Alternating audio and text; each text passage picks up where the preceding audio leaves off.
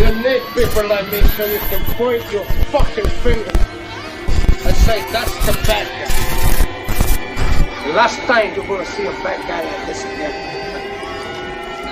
Mom is black and my dad is white, so I've always kind of had issues with my identity. I don't really look like anybody, and a lot of people say that's a good thing, but I don't see it as that. I've had people like grab my hair and like touch my hair on the street before and like, oh, this is different. And all my friends say like, oh, that's really cool, like you're so lucky that that happens to you, that people see something different about you, but I kind of look at it negatively sometimes. There's like a societal precedent that says like everyone's a special snowflake and we should all celebrate our uniqueness and our differences, but there are times when I don't celebrate my differences and I would just kind of like to be the same as everyone else.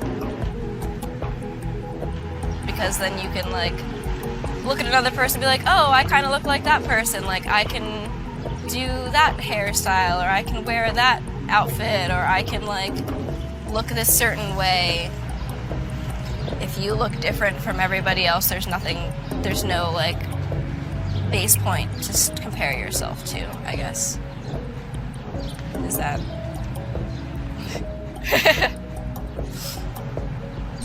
This is going to be a fantastic session. We alluded to it earlier. It's all about diversity and whether we as an industry are fully embracing it. What can we do to make it better? Who is getting it right? Who is doing the right things? What difference does it make? Why has it become such a big issue now? We will be talking about, for example, LGBT, multiculturalism, age, all sorts of other things that might cross our paths, which is fantastic. So we're going to have a lively discussion about diversity, brands and marketing. Why in the main is our industry still so male, pale and stale? My take on it is the resistance to change. Every industry runs in momentum. And when you actually are asking any company, any culture to actually change something so fundamental as what we're talking about, it takes a lot of time, effort, and commitment. Part of the problem is what you just described, that we've been spending 12 years just doing what we're doing here. No panels, let's talk about diversity, let's talk about the need to make it a business case and all that. I think we're late, we're very late. We are spending way too much time talking about the issue and not enough time actually acting upon the issue with quantitative objectives, with measurements, and holding people accountable for it with consequences if they don't achieve those targets. When we talk about diversity is good for business, it's not just a nice to have, it is a business imperative. When you put a disparate group of thinkers together, your business will flourish. Yeah, and you know, we must always guard against groupthink. And in a world where we want more points of view, we want different ideas, different points of view, we need to break through for our clients. Why are we not tapping into this far more diverse population than we are traditionally tapping into? I think the biggest change is measurement for accountability.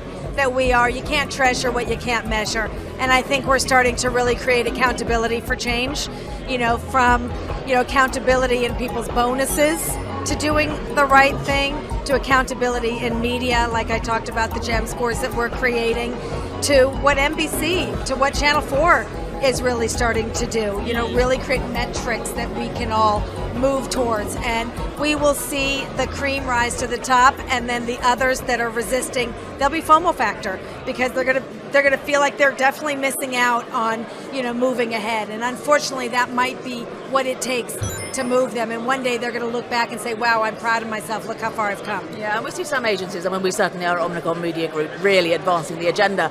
But the other thing I've noticed is that clients are starting to have this conversation a lot more. And when clients start saying, hang on, what are your numbers? Why am I not seeing any white woman in this, any women in this room? Why am I only seeing white people in this room? Then we've got to really set up a notice. And when that goes into RFIs, you've got to do something about it.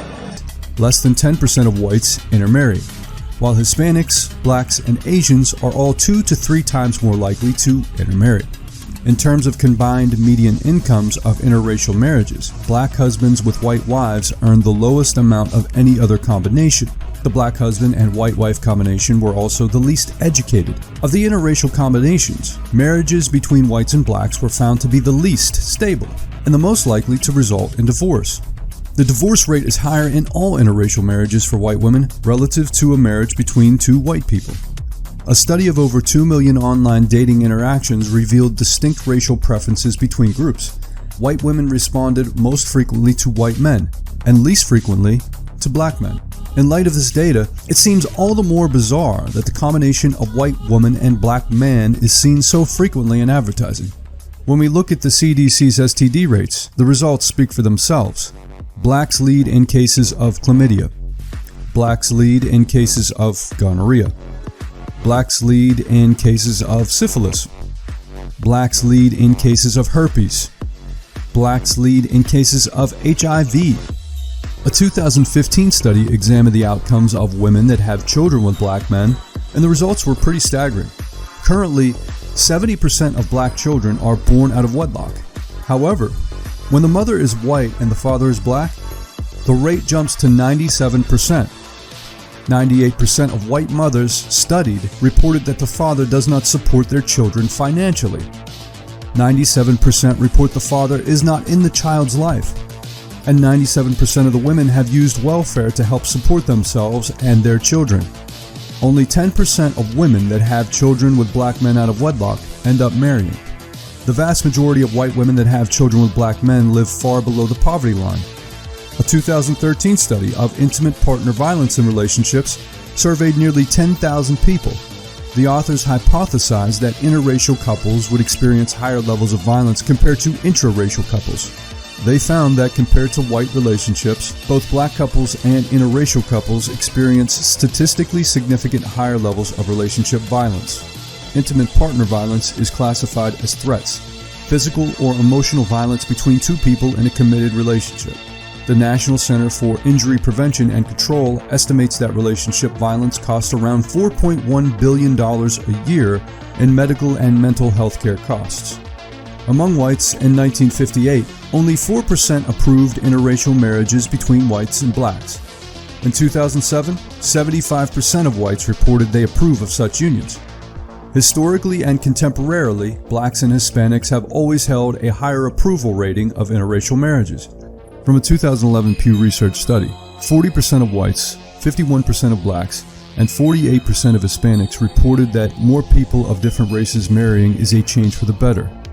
12% of whites, 8% of blacks, and 9% of Hispanics say it's for the worse, and the remaining of those surveys said there is no difference at all. The younger those surveyed, the more likely they were to say the increase of interracial marriage is for the better. Liberals were more likely than conservatives to say interracial marriages is for the better, and college graduates were also more likely to support the notion. And as a side note, many would argue with the state of our modern education system that, quote, more educated means more indoctrinated today, unfortunately. In my opinion, I was raised in a very racist and homophobic environment. I was forbidden from dating a black man, and if I ever brought one home, I was threatened with being cut off from the family completely. Like, me doing that would reverse all of the hard work they put in generations over generations to try to make their family look white. And I was a racist kid. Not in a hate sort of way, but in a being kind of scared and not wanting to hang out with people that weren't white. But once I matured and started making judgments for myself, I realized how terrible and closed-minded that was. I detest racists and just hate in general. But apparently my instinct doesn't agree, and this is what messed me up so bad. When I was a freshman in college, I had to take a hidden bias test for a sociology class. The results made me break down pretty bad. It came out saying I was racist against black people and prejudiced against homosexuals. I felt betrayed by my own emotions, my own thought. It's just something that's there because of my upbringing, and that disgusted me. But I'm so glad it was brought to my attention, and therefore I could, keep it in check. Are you an unintentional racist? Do you even know if you're racist or not? Or if you know, if you don't know? I take no issue with race mixing at all. As far as I'm concerned, love is love. As long as you are of consenting age and you both consent to it,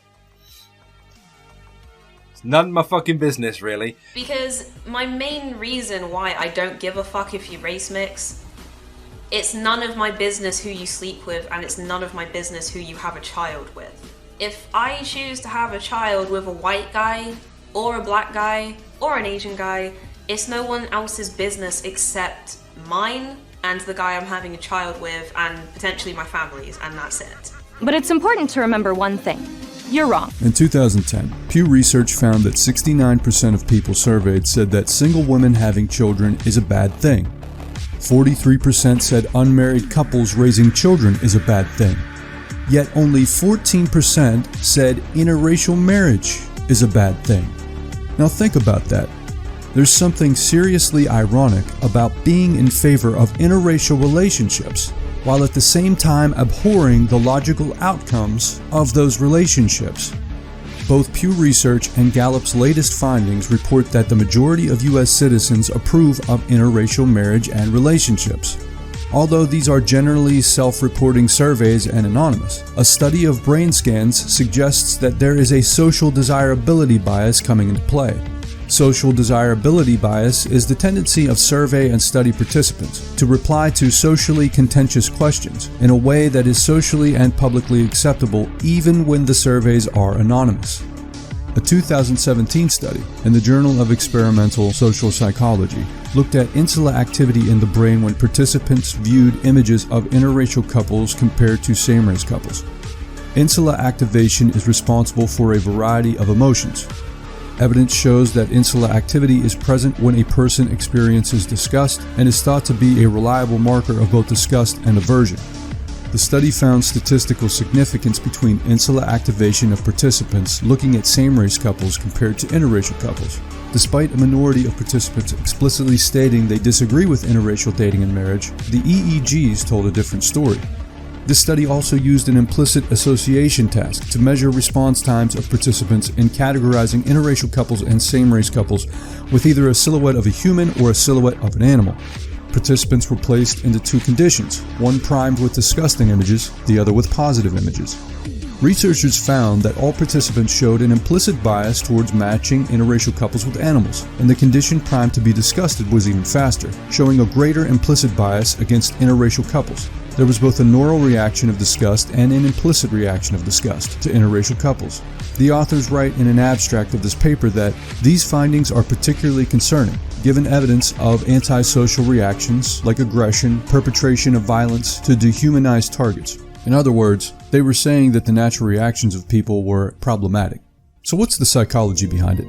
We know that whites are the least likely to marry outside of their race. We know that when white women marry outside of their race, they are more likely to be abused, to become single mothers, live in poverty, and that whites dating outside of their race exposes us to a higher chance of contracting a sexually transmitted disease. We know that despite the feigned acceptance, white people show a legitimate disgust response to interracial relationships. We also know that despite the barrage of diversity in films, television, and in advertisements, same-race couples are still the most common, by far.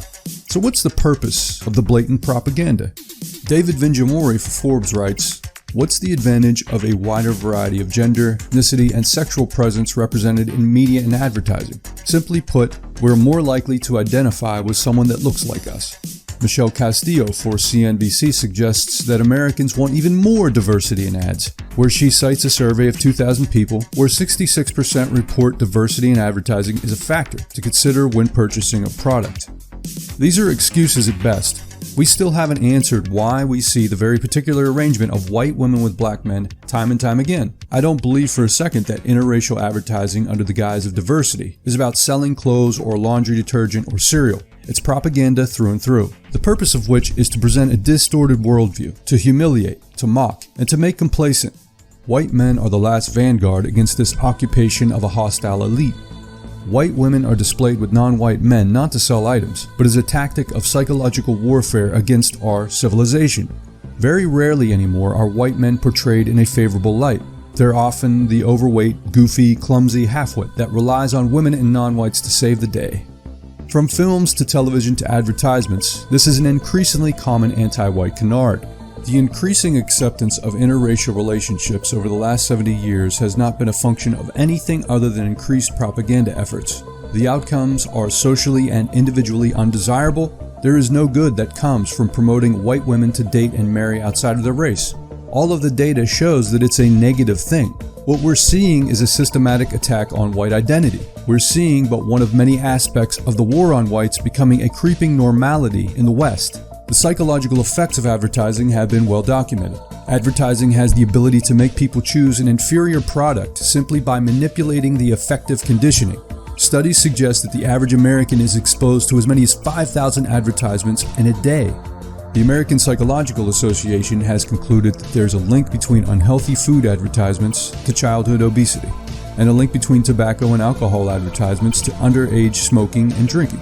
The APA found these effects to be so strong that they've called for strict regulations on advertisements that are marketed to children. The power of advertising is so strong, it has the ability to override central root processing and rationality, to sow subconscious discord, persuade us to make irresponsible decisions.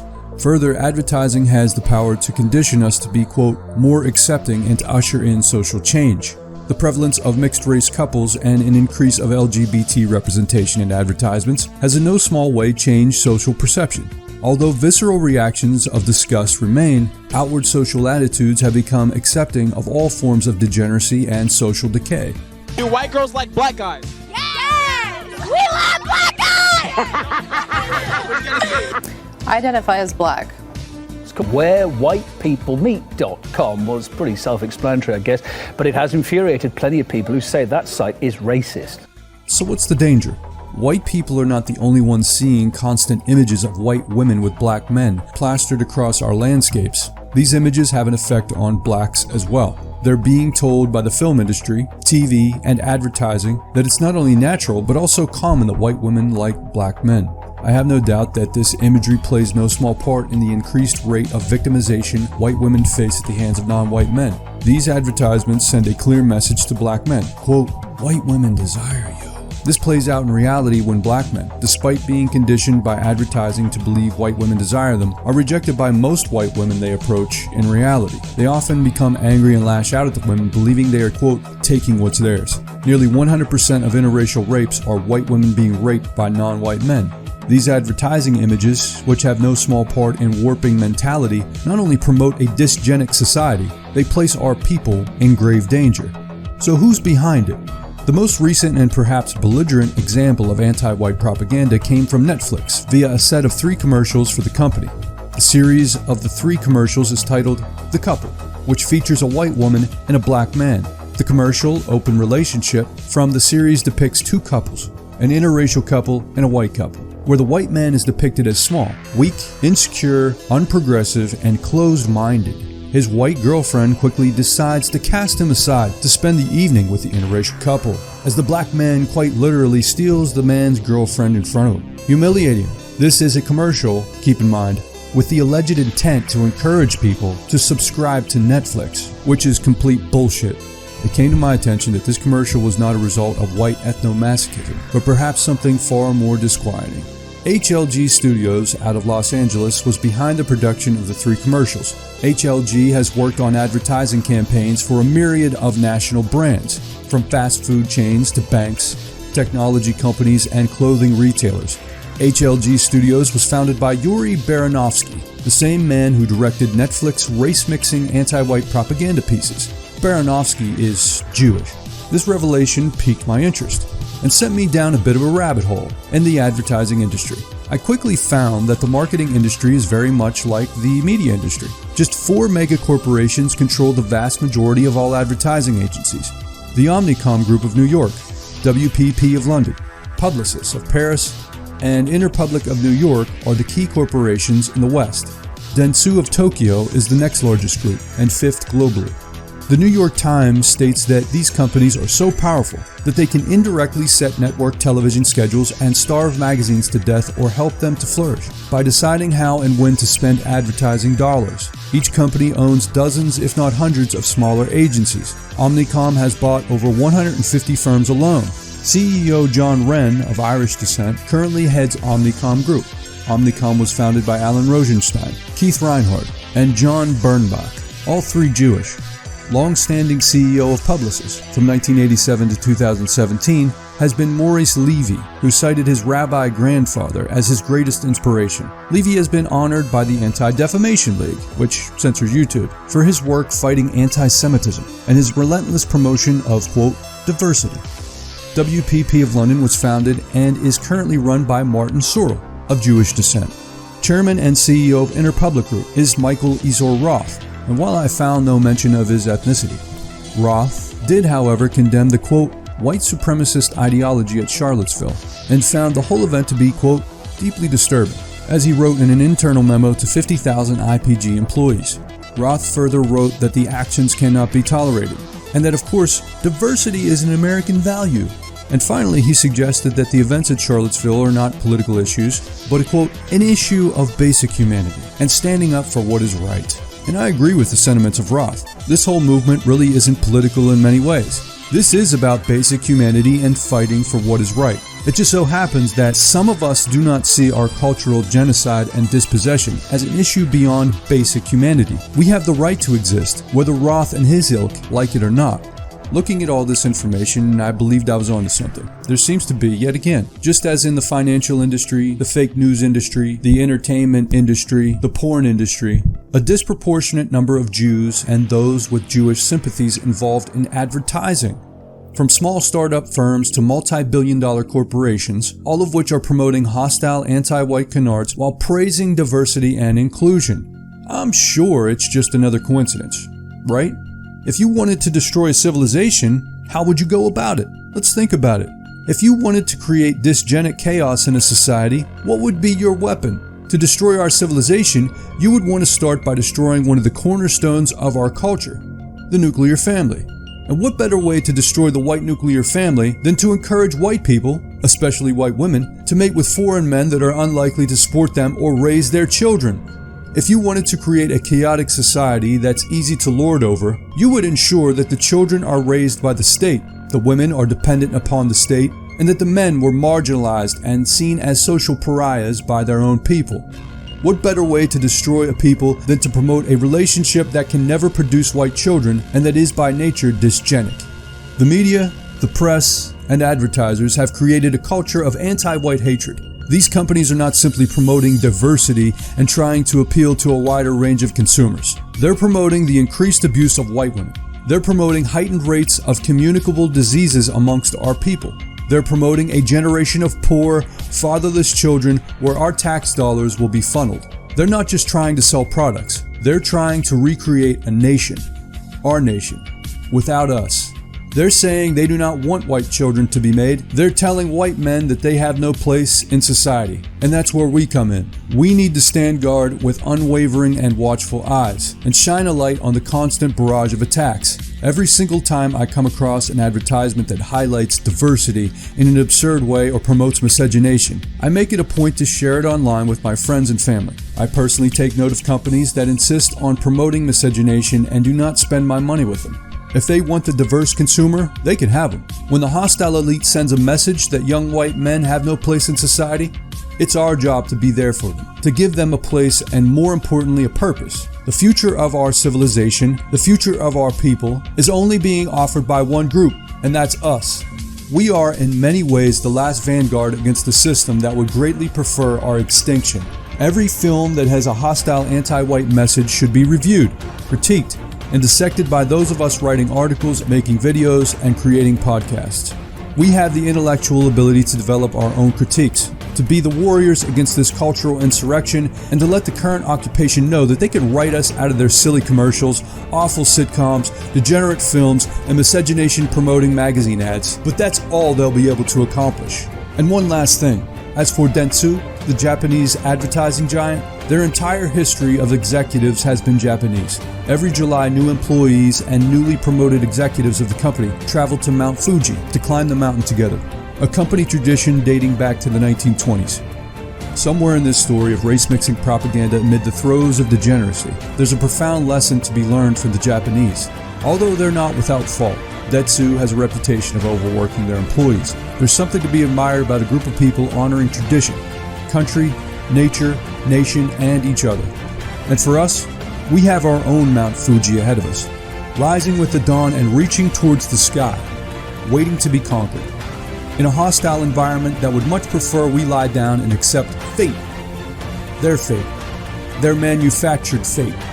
I submit instead that we pull each other up that mountain, as we always have.